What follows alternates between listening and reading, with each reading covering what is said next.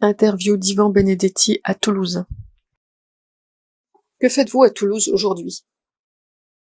Je réponds à l'invitation d'amis nationalistes qui, lors de cette journée, commémoraient une figure très peu connue, une figure toulousaine très peu connue, l'ancien procureur général au tribunal de Toulouse qui a été assassiné par les communistes en 1943. Donc nous nous sommes rendus au cimetière sur sa tombe ce matin. Et ensuite, nous avons tenu une réunion repas ici même. Voilà, donc journée de commémoration, fidèle à une devise du nationalisme, vers l'avenir, fidèle au passé. En l'occurrence, fidèle au passé ce matin et vers l'avenir cet après-midi dans les propos. Vous avez été convoqué le 25 avril 2019 par la commission d'enquête sur la lutte contre les groupuscules d'extrême droite. Quelles en sont les suites aujourd'hui? Aucune suite. Aucune. À ma grande surprise. Donc vous savez que les conditions de la convocation, c'était une audition à huis clos et avec une immunité des débats lors de l'audition, puisque c'est une loi qui défend l'immunité des débats parlementaires, qui soutient l'immunité des débats parlementaires, une loi de 1958 qui correspond à la création de la Constitution justement, et qui stipule que je ne pouvais pas être poursuivi pour les propos tenus lors de cette convocation.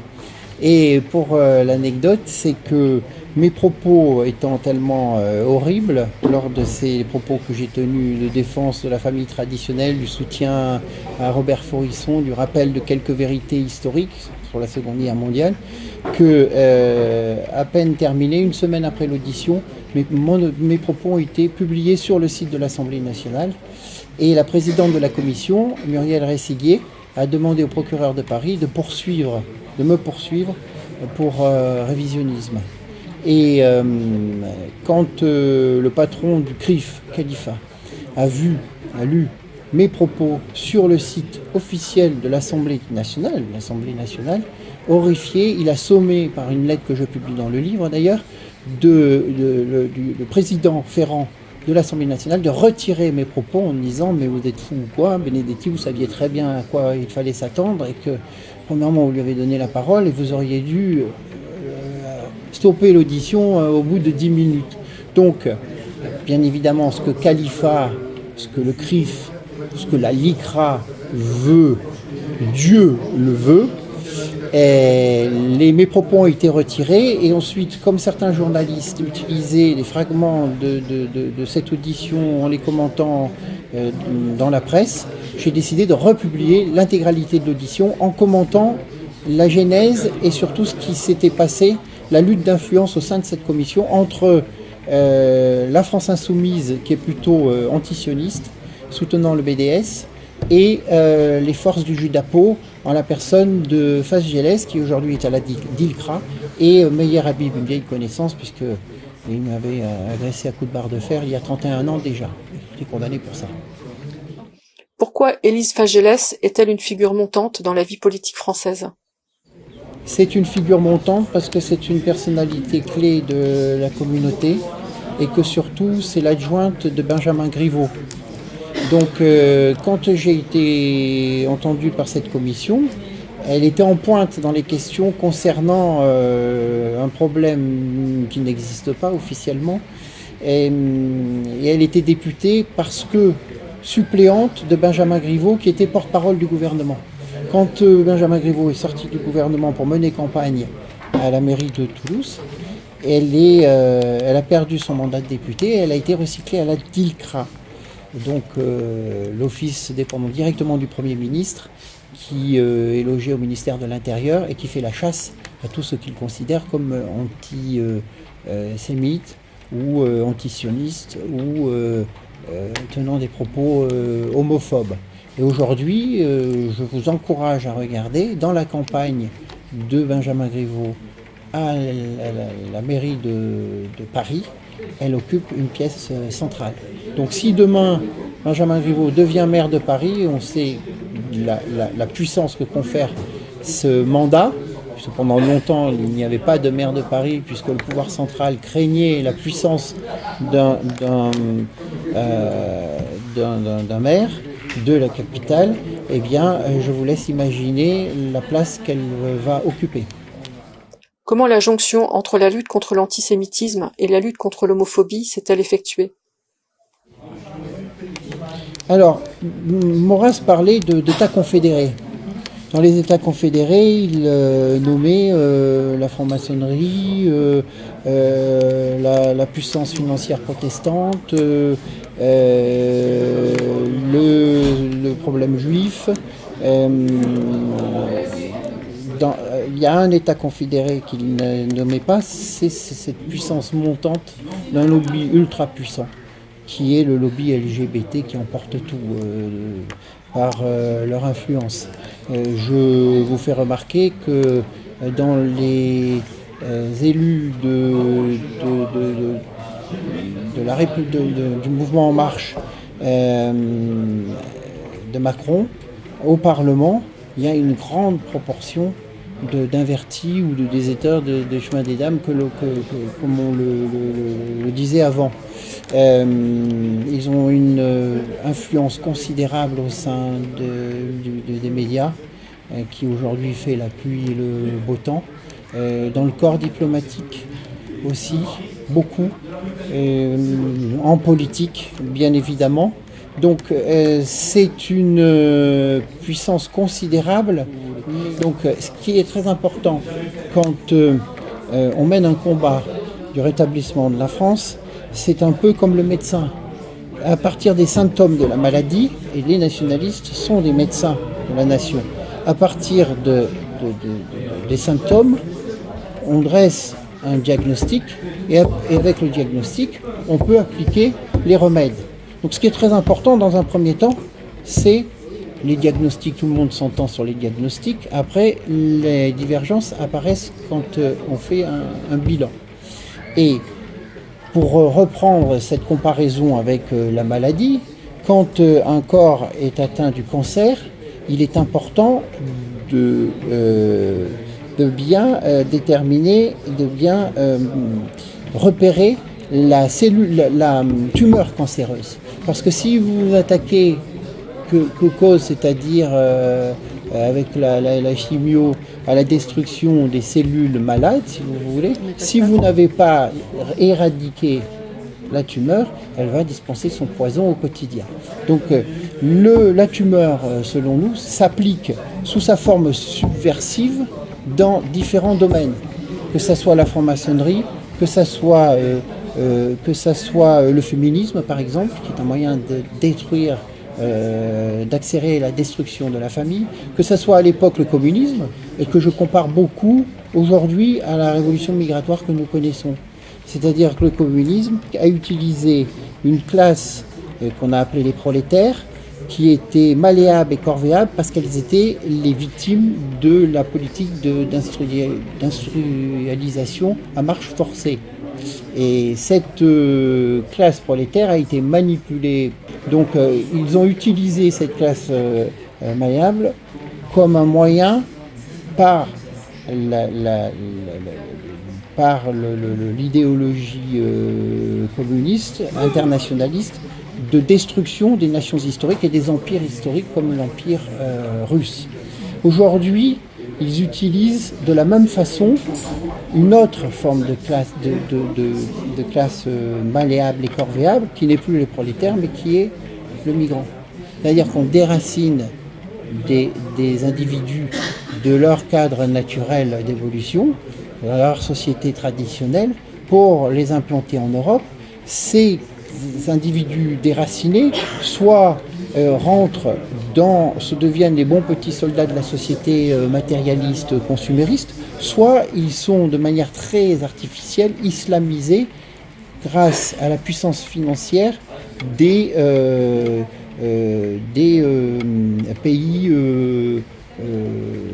pays comme l'Arabie Saoudite, le Qatar, l'Émirat Arabes Unis. C'est ce qu'on appelle l'islam takfiriste. C'est cet islam que l'on voit à l'œuvre au sein de l'État islamique, tous ceux qui utilisent des marginaux ou plus ou moins formés pour mener des attaques terroristes contre nos sociétés. C'est un islam très artificiel qui en général aussi s'appuie sur les sunnites, parce que vous avez deux grandes familles dans l'islam, vous avez les sunnites et les chiites. Ceci n'est pas possible avec le chiisme parce que le chiisme c'est une forme d'autorité dans l'islam. C'est-à-dire que pour devenir une référence religieuse dans le chiisme, il faut avoir fait plus de 10 ans d'études dans les sociétés, dans les écoles islamiques, que ce soit à Rome ou dans le sud de l'Irak, enfin bon. Alors que quand vous êtes sunnite, il vous suffit d'apprendre le Coran par cœur, de dire qu'on descend du prophète, et on peut tout de suite s'imposer comme une référence. Ça a été le cas de Baghdadi. Donc c'est plus facile de manipuler un islam sunnite qu'un islam chiite. Et on le voit bien aujourd'hui, puisque la résistance à l'islam takfiriste, qui veut détruire, qui est utilisé justement par le judaïsme politique, comme ils ont utilisé le communisme pour détruire les sociétés traditionnelles ou les nations historiques, c'est plus facile d'utiliser justement ces migrants, je dirais, ces individus de l'immigration, pour les retourner contre les sociétés traditionnelles. C'est ce qui se passe aujourd'hui. Êtes-vous favorable au retour d'un catholicisme politique ou d'un catholicisme d'État ? C'est différent, on ne peut pas comparer, parce que le judaïsme et l'islam justement sont totalitaires. Quand j'utilise le terme de totalitaire, il n'y a aucun aspect négatif, puisque je pense que la réponse doit être totalitaire. Alors je parle plus de réponse totale que totalitaire, parce que les esprits ne sont pas encore prêts à entendre une forme de vocabulaire comme la dictature par exemple, qui sur certains aspects peut être positive, quand on voit la dictature du professeur dans la classe, la dictature du chef à l'armée, la dictature du bon chef de famille, voilà, ça n'a rien de négatif. Mais bon, il y a des vocabulaires qui choquent encore, ce n'est qu'une question de temps, ça viendra, mais donc le judaïsme, l'islam est totalitaire. La spécificité de notre civilisation européenne, c'est qu'il y a la distinction entre le spirituel et le temporel. Il y a toujours eu une forme d'équilibre, tantôt par l'affrontement des deux pouvoirs, tantôt par une entente, et c'est toujours meilleur, mais c'est comme le ciel et la terre. C'est distinct, mais on ne peut pas les séparer. Donc dans notre combat, notre réponse doit être totalitaire. C'est-à-dire qu'il faut mener tout à la fois un combat spirituel, de révolution des âmes, mais un combat politique de conquête de l'État par la conquête de l'esprit. On va chercher le vote vain de la conquête des voix. Le troupeau des bêtes à voter est très versatile. Donc, dans la feuille de route que doivent se fixer les nationalistes, il y a ce combat total, global, mondial. Et dans le combat global, il y a aussi la reconquête de Rome. Conquête de l'État par la Révolution nationale, pour établir la France, mais ça ne peut se faire que si en Europe, on rétablit le catholicisme traditionnel, qui est un catholicisme romain. Donc il faut reconquérir Rome. Chacun a sa tâche, que ce soit la tradition qui s'y efforce, ou nous, du point de vue politique. Et il ne faut pas pratiquer le mélange des genres, mais c'est un combat qu'il faut mener de front. Quand on voit que le pape défend en permanence les politiques migratoires, bien évidemment, il prend des positions politiques. Quand il nous dit que l'Europe, la chrétienté n'est pas la base de la civilisation européenne, enfin qu'il ne faut pas en parler, il ne dit pas que ce n'est pas, qu'il ne faut pas en parler parce que c'est faire œuvre de colonisation, ce sont des déclarations politiques. quand les laïcards, c'est-à-dire les francs-maçons, les libres penseurs veulent faire la chasse à la crèche dans tous les lieux, les lieux publics, c'est un combat politique.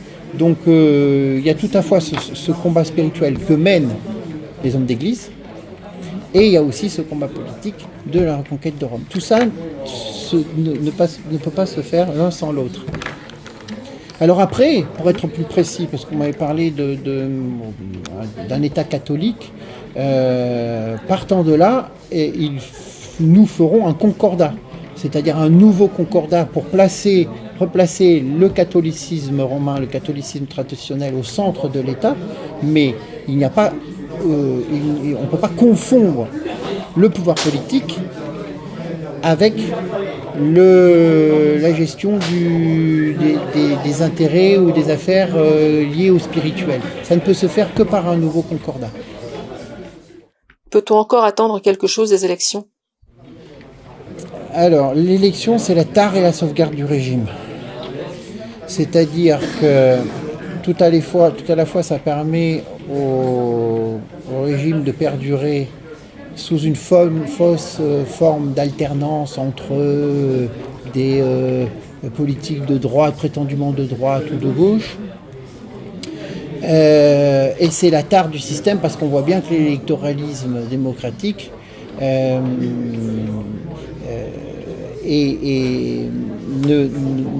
peut dériver que vers une plutocratie, puisque pour pratiquer l'électoralisme, pour pratiquer l'élection, il faut beaucoup d'argent.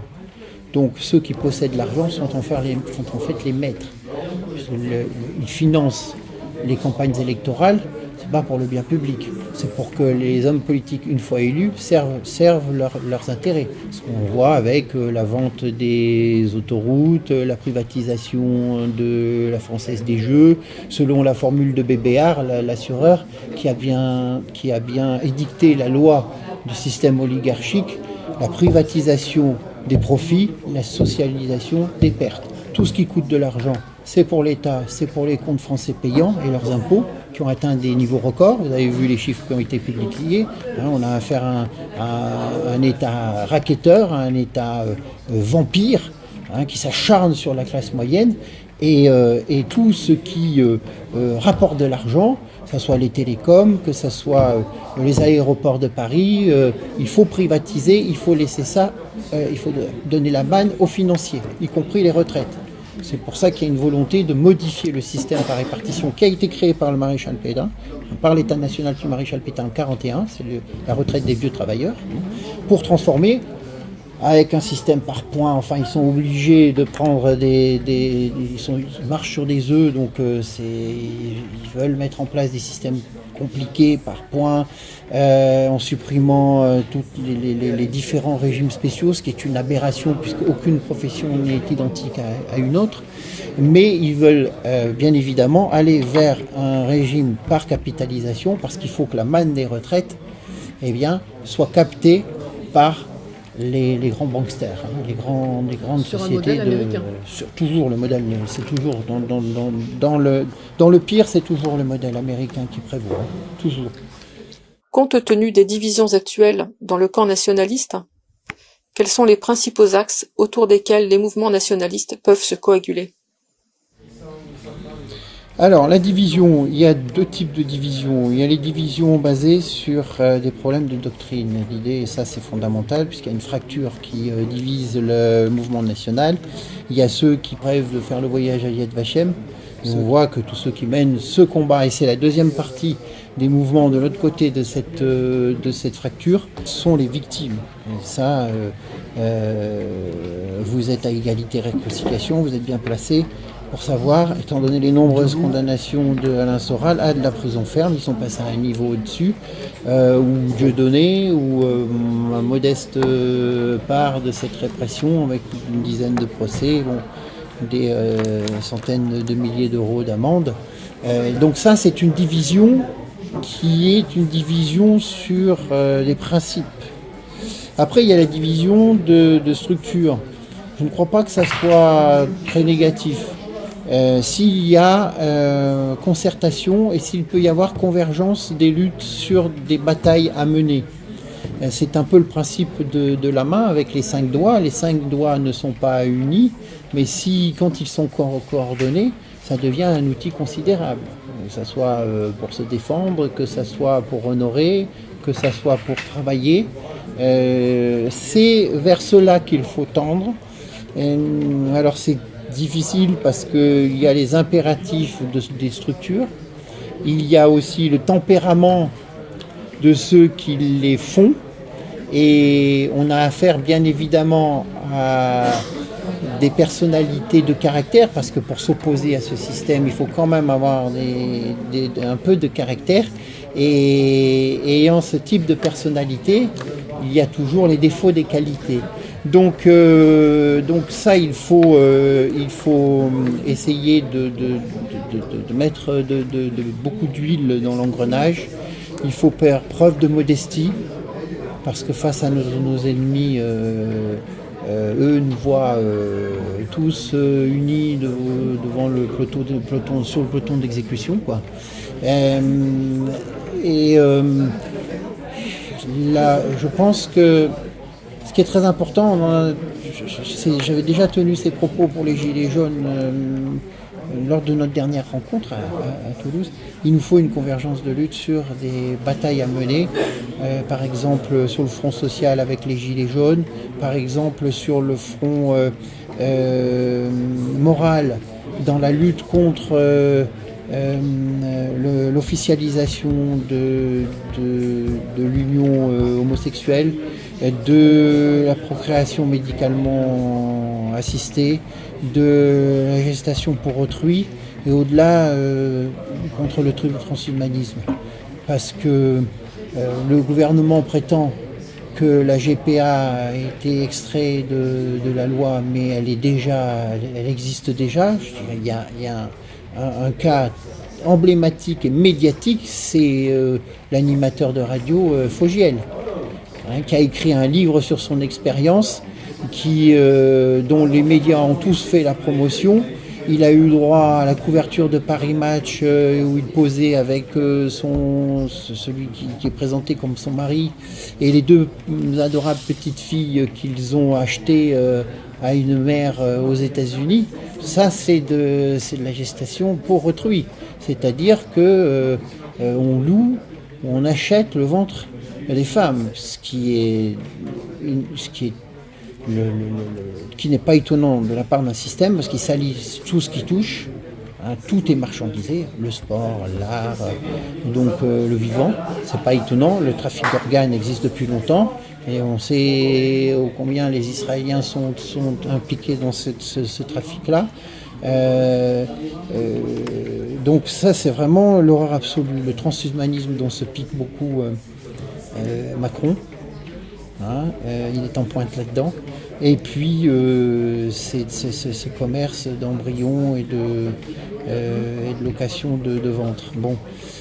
Donc sur des fronts et des batailles à mener, il serait utile qu'il y ait une convergence de lutte, une concertation entre les différents mouvements qui sont en rupture avec le système et qui sont en quelque sorte révolutionnaires. C'est ce que j'avais essayé de faire au moment des Gilets jaunes lors de la réunion du 19 janvier en conviant des personnalités impliquées dans la révolte des Gilets jaunes et en rupture totale avec le système. Faut-il intensifier la violence à l'encontre des lieux de pouvoir ? On ne fait pas d'omelette sans casser les œufs. Donc la violence est la conséquence directe d'une action révolutionnaire. Mais le moteur d'une action révolutionnaire, c'est une lutte de volonté. C'est pour imposer une volonté. C'est pas appliquer une violence. En matière de violence, on l'a bien vu pendant cette révolte des Gilets jaunes, on ne fait pas le poids face à ces bandes organisées d'extrême gauche, que ce soit des Antifa ou des Black Blocs, j'ai été moi-même victime de cette violence, qui est protégée et manipulée par le pouvoir contre nous. Je ne pense pas que ce soit sur le terrain de la violence qu'il faille se lancer. C'est plutôt dans une lutte une lutte politique de constitution d'une minorité révolutionnaire, c'est-à-dire avec une conscience révolutionnaire, c'est-à-dire avec des militants qui soient formés, qui connaissent l'histoire, qui connaissent le processus des révolutions pour pouvoir l'appliquer à notre société et au moment que nous vivons aujourd'hui.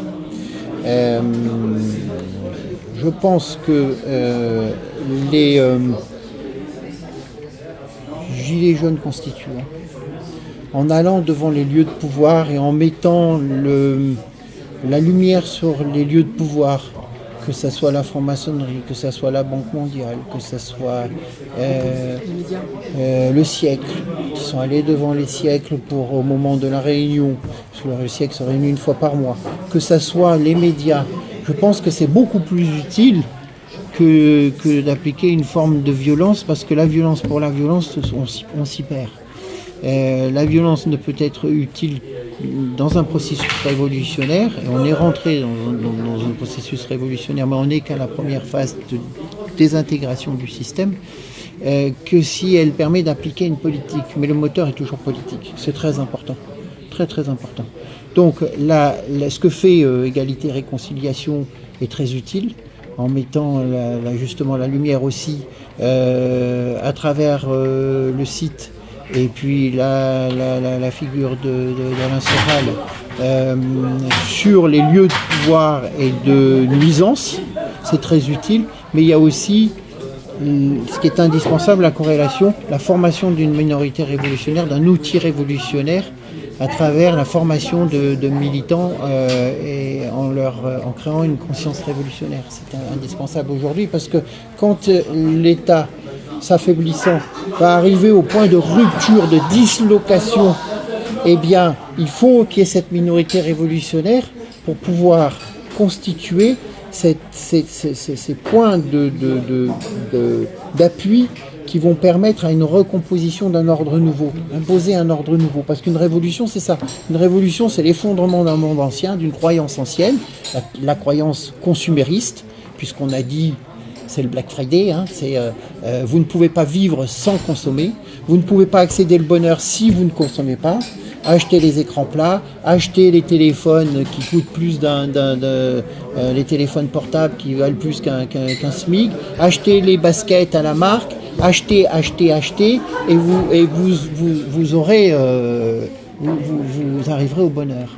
Et on a vu que les gilets jaunes, c'est déjà la fin de ce monde. Alors il a la vie dure bien sûr, mais c'est encore, on voit bien à Noël, qui n'est plus la fête de la nativité, mais qui devient une fête commerciale. Mais on sent bien que cette société, cette croyance est en train de s'effondrer. Et l'ordre nouveau va porter une croyance nouvelle.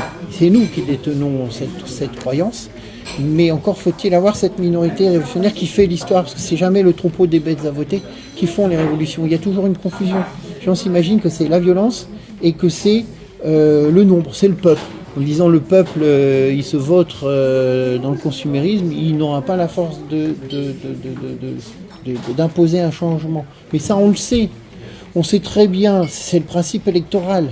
Si le peuple était à même de réagir, il n'aurait pas laissé la situation dériver, décliner à un tel niveau. Il n'y a plus cette force nécessaire. Alors, il y a encore des révoltes, mais elles sont stériles. Seule la révolution est salvatrice. Et je crois que justement, on a eu la révolte de défense de la famille, avec la manif pour tous, avec cette mobilisation contre la PMA, et vous y étiez, on était ensemble d'ailleurs à manifester avec notre gilet jaune dans la manifestation à Paris contre la PMA, défense de la famille. Il y a eu cette révolte de défense du travail-famille. Seule la révolution salvatrice du rétablissement de la patrie pourra renverser le cours des choses et pourra rétablir la France. Donc il faut œuvrer en ce sens. Quelle issue à la crise sociale qui s'aggrave ? C'est l'élément visible que le système s'affaiblit de jour en jour. Il y a une colère populaire qui est réelle, qui n'est plus une colère sourde comme on a connu, une colère qui a débordé. Alors il y a eu des grands moments de révolte syndicale avec les médias ont fait les gorges chaudes avec le mouvement 95 de révolte contre la réforme des retraites de Juppé à l'époque, je crois. Je me souviens, après l'exposé de Alain Juppé à l'Assemblée nationale, les députés debout l'avaient acclamé. Je me souviens très bien de cet épisode. Quelques jours après, la France était paralysée, quoi. On voit le décalage qui a toujours existé entre la représentation parlementaire et le peuple. D'ailleurs, remarquez, dans tous les pays, la représentation parlementaire est utilisée pour détourner ou pour contraindre les révoltes populaires. On a connu ça avec le traité de Lisbonne, le non à la Constitution que Sarkozy a trahi en passant par l'Assemblée nationale et les députés Godillot. On voit ça avec le Brexit, où le peuple anglais a voté la sortie de l'Union européenne et que au Parlement, c'est le Parlement anglais qui fait tout pour retarder et pour essayer que cette sortie de l'Union européenne n'ait pas lieu. On le voit en Italie, où on a eu l'effet Salvini, même on sait de quoi s'attendre avec Salvini, qui relève plus du spectacle et du populisme qu'un véritable nationalisme. Mais une alliance entre deux organisations qui faisaient la guerre, qui se détestaient et qui, pendant la campagne électorale, avaient juré que jamais ils ne s'allieraient ensemble, eh bien, se sont alliés pour sortir du jeu politique Salvini. Donc on voit bien que les assemblées parlementaires en Europe sont là en fait pour limiter, pour contraindre, pour s'opposer à la volonté populaire.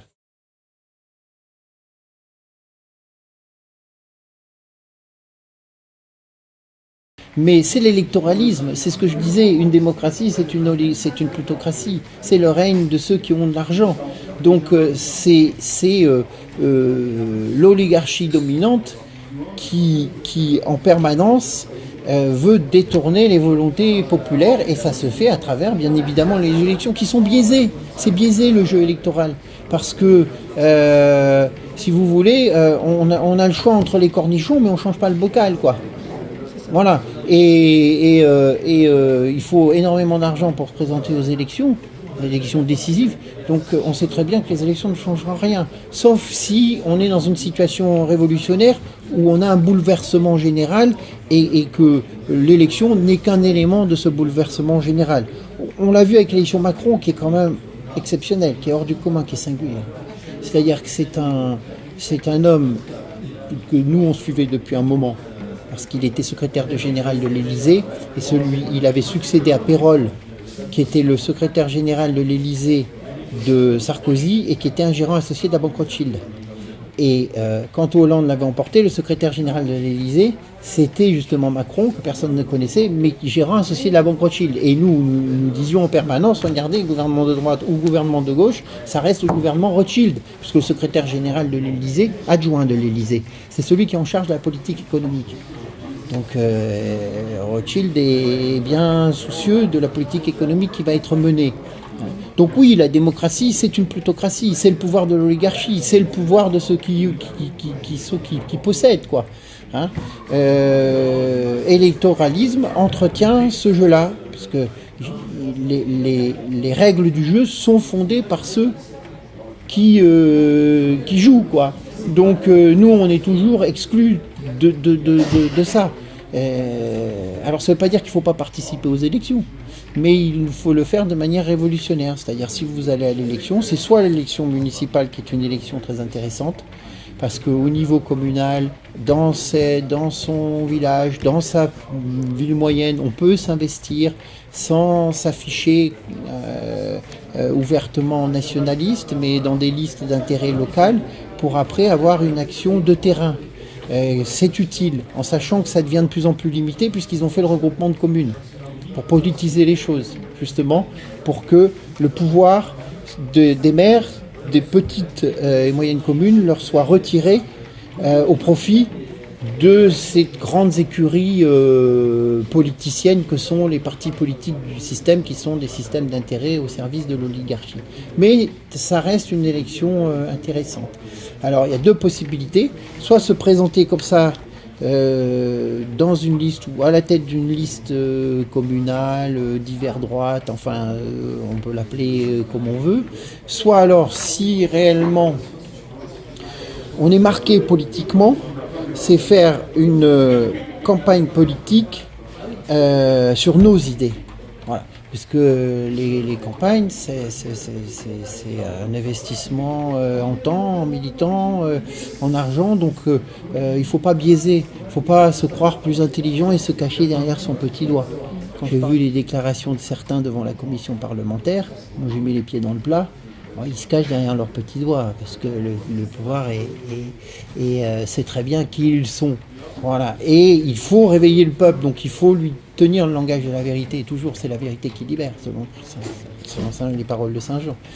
Nous voulons rester français, du nord à la Méditerranée, et de l'océan aux Pyrénées. Nous voulons rester français.